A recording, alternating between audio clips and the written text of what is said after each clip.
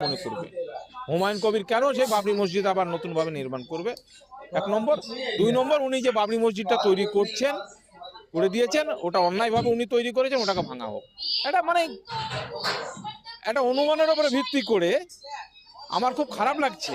যাক, এই মামলাটা হচ্ছে একটা প্রিম্যাচিওর মামলা, এর কোনো ধোপে টিকবে না, কিন্তু হুমায়ুনদাকে বারবার এরকম ভাবে আটকানোর একটা চেষ্টা হচ্ছে।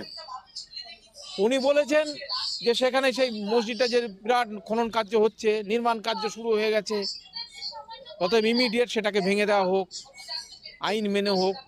তো আইন মেনেই তো হচ্ছে মসজিদ। এখানে তো ওই মসজিদের শিলান্যাসকে বন্ধ করবার জন্য কত তো আইনের কোর্টে এসছে, প্রধান বিচারপতির বেঞ্চ থেকে কোনো এন্টারটেনই করলো না, বরঞ্চ বললো যে সিকিউরিটির জন্য। আর ওখানে হুমায়ুনদা আইন মানার যে দৃষ্টান্ত স্থাপন করলেন শিলান্যাসের দিন, সেখানে লক্ষ লক্ষ মানুষের জমায়েত, লক্ষ লক্ষ